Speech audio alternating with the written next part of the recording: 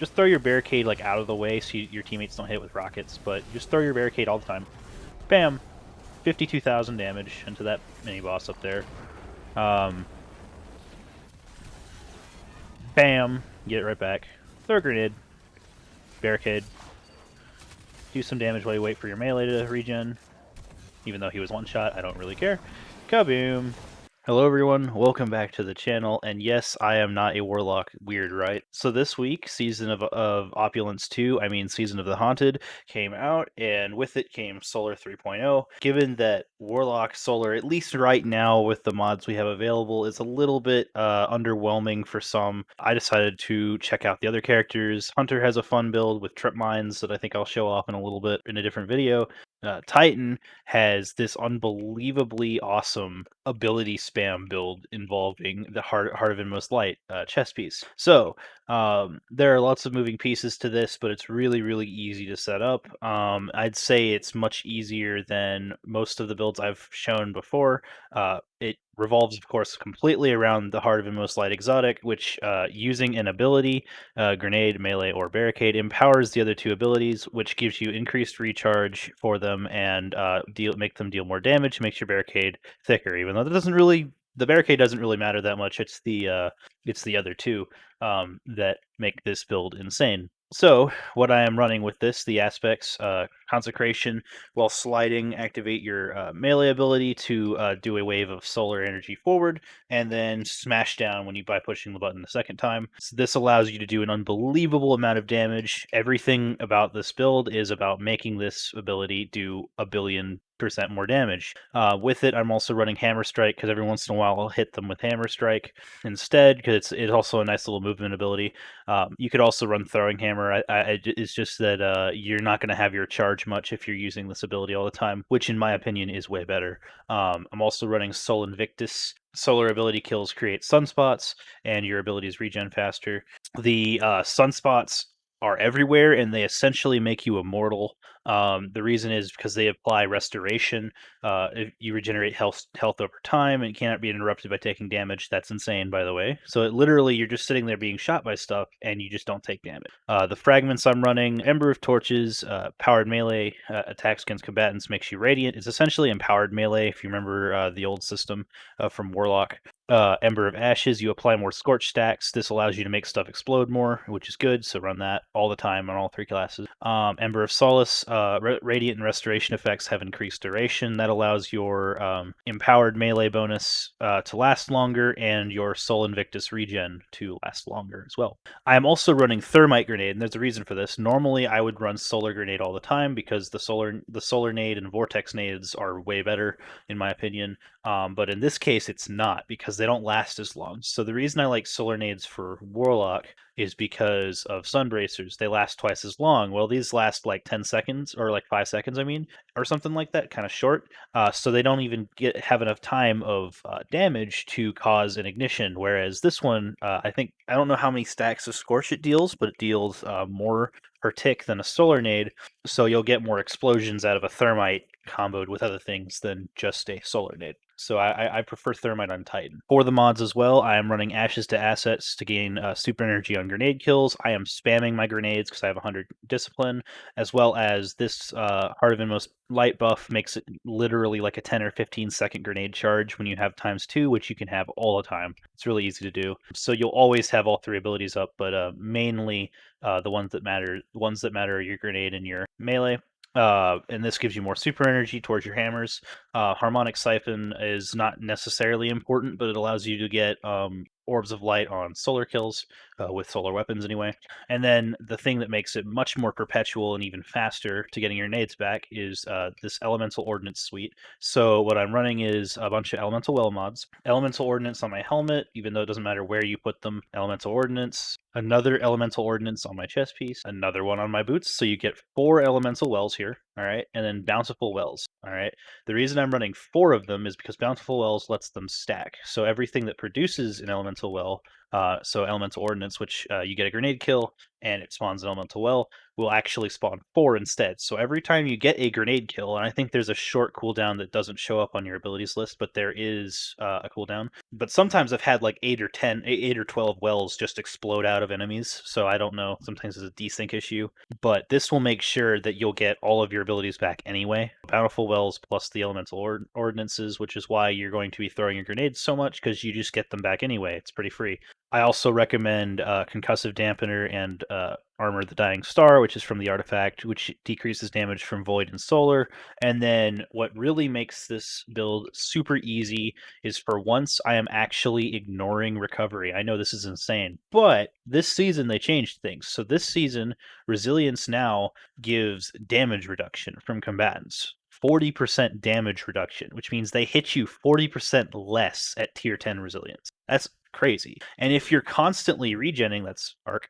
If you're constantly regenning from Sol Invictus with the restoration, then not only are you constantly gaining your health back, but you're not taking as much damage anyway. So it's essentially like being in a Well of Radiance. I'm not even kidding. It's like being in a Well of Radiance just all the time if you're in a Sunspot, almost. I also recommend getting a higher strength stat as well, so you can get your hammer charge up. And the last mod, it's very early in the season, so not everyone might have this unlocked, but I'm like level 39 in the past right now, so I've played too much. But Rays of Precision, while Radiant, solar precision kills cause combatants to ignite. So once you've gotten a melee kill, using Hammer Strike or Consecration, your solar weapon can cause massive explosions. So if you thought that Firefly was big, multiply that by 4 and add like 30,000 damage to it, and that's how much an ignition does. I've been running this Borrowed Time I picked up late last season. You can also run stuff like Annual Skate, which is really solid because it allows you to hit headshots easier. Hand cannons are better at that, in my opinion. There are plenty of solar weapons from this season, like DRANG, that you can also use. DRANG is really good. Incandescence is a great perk. But yeah, let's get into the gameplay. In my opinion, this Titan build is actually good enough to warrant being able to even run.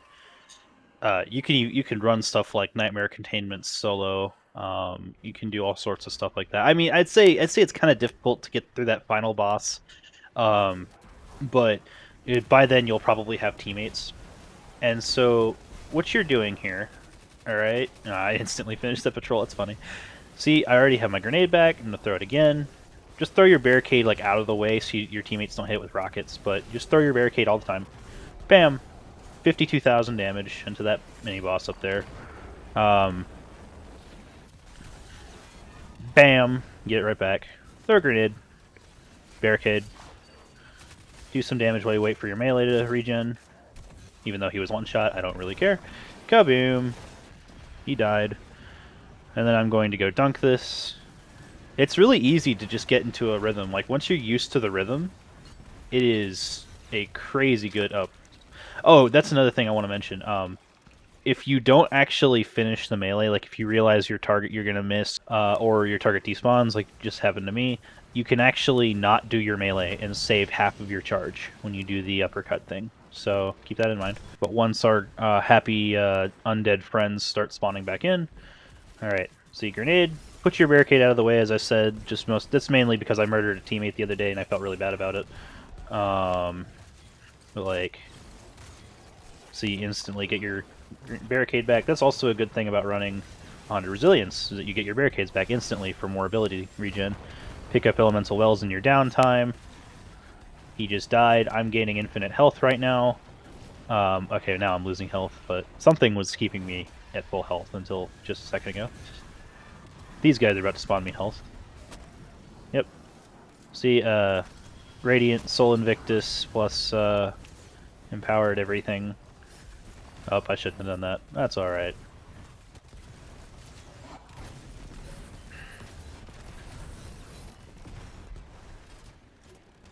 Oh, and by the way, every time you hear that really deep explosion sound, that's actually an ignition going off. Ignitions do like 50 or 60,000. Like, they almost hit rocket damage. I mean, okay, half of galley damage, but still. And every time you do a heavy attack, you cause an ignition. That's what causes so much damage.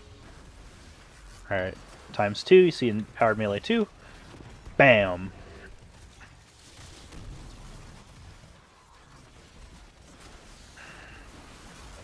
Another barricade. Bam.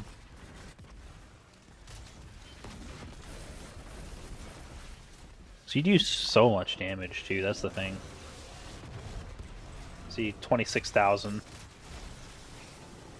Also, if you're worried about getting stomped around, to stop yourself from getting yeeted when you get stomped by a boss enemy, just punch them right as they hit you, or close to right as they hit you. You'll take the damage, but you'll freeze right next to them. Like you'll just smack them and stop moving. So that's something that I found out a few years ago during one of the last shotgun damage metas. The bosses would throw me across the map and often physics me, and I greatly dislike being physicsed. So I figured out how to counter it a little bit. Oh geez, look at that Blade Barrage damage. That's another thing, Blade Barrage, that's what I've been using on Hunter. Blade Barrage is crazy. By the way, I think these things create sunspots if you get an ignition kill. Yep. The axe creates sunspots too. Okay, grenade, barricade, smack. Alright. So here's the way I DPS bosses. Barricade in a second. Grenade. Bonk him. Do some damage. Grenade, barricade. Grenade. Bonk. Barricade. Okay, well. Barricade. Grenade. Smack. And kill everything in 1,000 miles, including the boss. Grenade. Let me just explode. I will say this boss is super freaking desyncy. He teleports, if you don't know what that means. This is what Sunbreakers have dreamed of since D1. And the last thing I'm going to leave you with, after you do containments, if you open the chests, come to the far right one. There's this chest right here, and over here there's a bobblehead, but I've already collected it, so just so you know. So thanks for watching. I hope this was helpful. Please be sure to like and subscribe if it was. I will be making a build for every class at least, and as well as showing off other things you can do even with Titan. For instance, there is a way to become literally immortal with Loreley Splendor that I haven't played around with yet. Thanks. Be sure to stick around. Have a nice day.